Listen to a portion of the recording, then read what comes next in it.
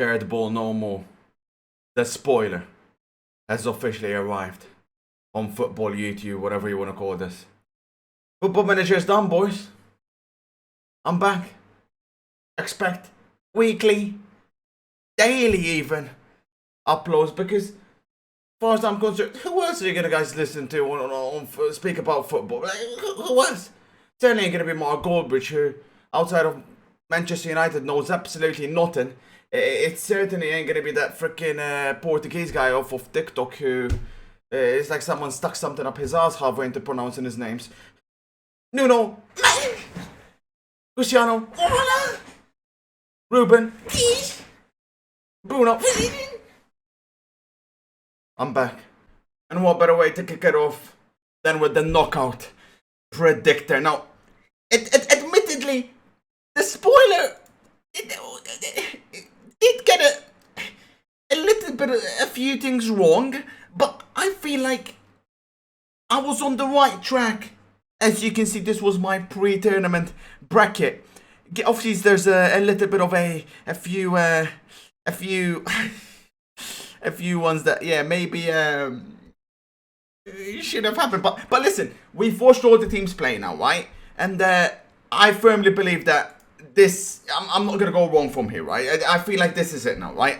We've watched these teams play 3 games. I feel like I know exactly what's going to happen in the knockouts. Belgium, Portugal. Well, this is what I had, incidentally, even in my other bracket. This one to me is, it's an interesting one because, like I predicted before the tournament began, Portugal are not a team, right? Portugal are a team of individuals, especially going forward, put together. But the Portuguese manager has maybe finally woken up and has dropped Bruno Fernandes from the starting lineup. To accommodate Bruno, you need to play with those 2 defensive midfielders, and it just doesn't work. To me, it seems like it's either Bruno or Renato, and I think we see very clearly who should be starting for Portugal. I'm expecting Renato to start, and they're going to go in the 4-3-3 shape, which they look a lot better in. But I still believe they look suspectable at the back. Ruben Dias is having, to me, a very poor tournament. I think Pepe, it seems even more solid than him thus far. And they're up against Big Rome, with De Bruyne feeding him, with Hazard back into form. Belgium's backline is a little bit suspectable, but I think they're just going to have just enough to beat Portugal. Italy, Austria. This may not be as easy as people think.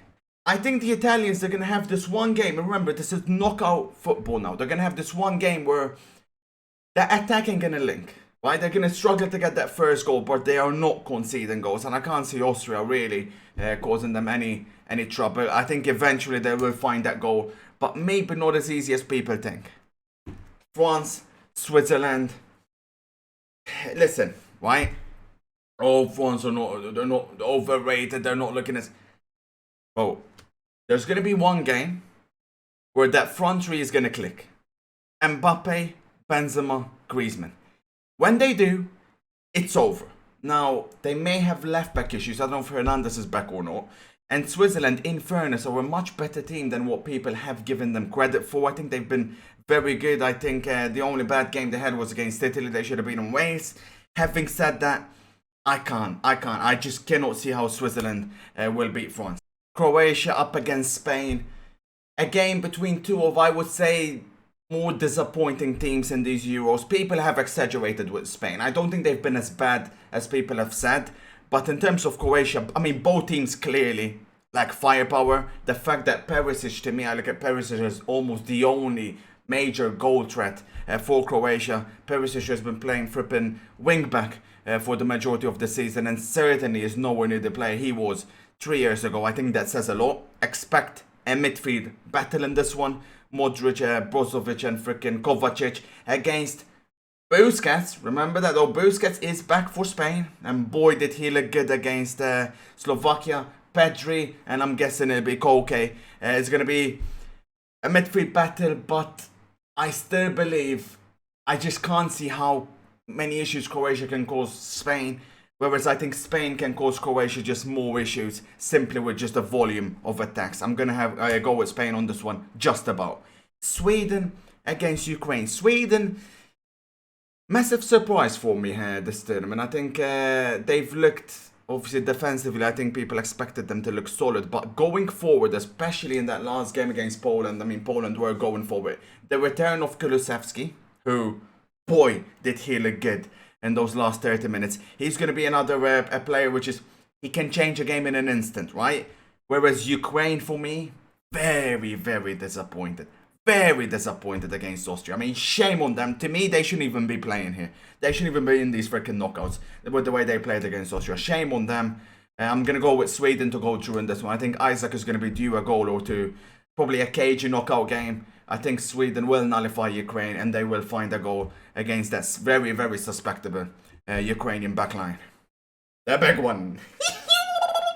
England against Germany. Again, just like I had in my original tournament predictor. I went with Germany on that one.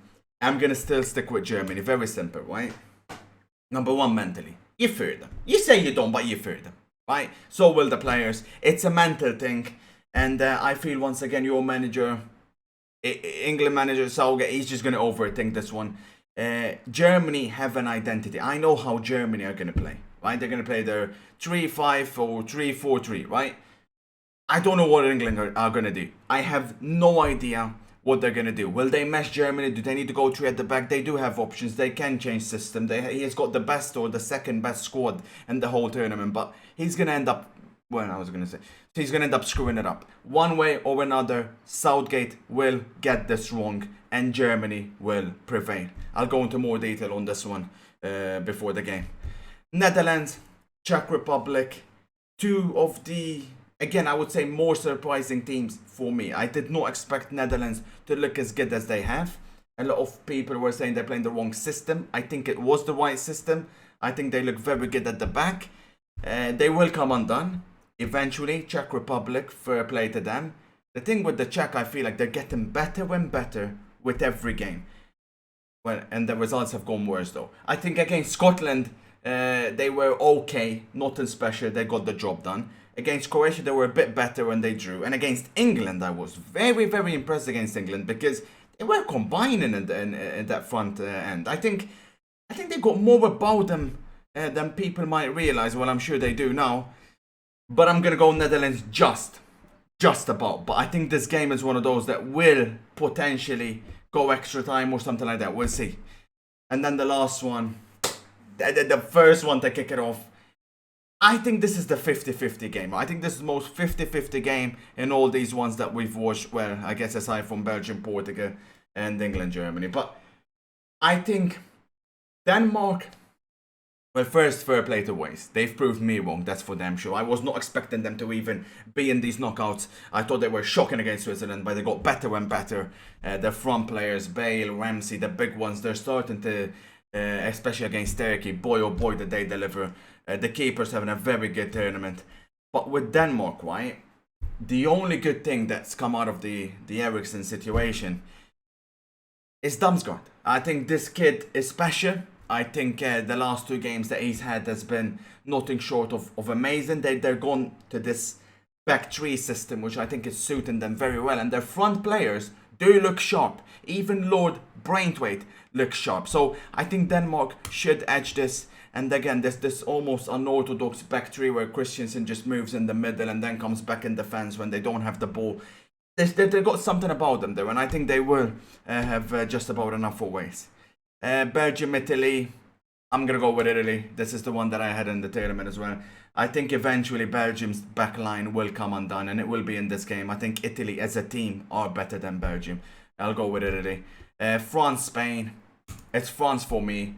You compare the two teams, I think France will approach this game very similar to what they done against Germany, whereas they'll probably get a goal and then back off, let Spain and then counter the hell out of them. Mbappe on the break. Actually, and Mbappe, by the way, I'm expecting him to explode any minute in these knockouts.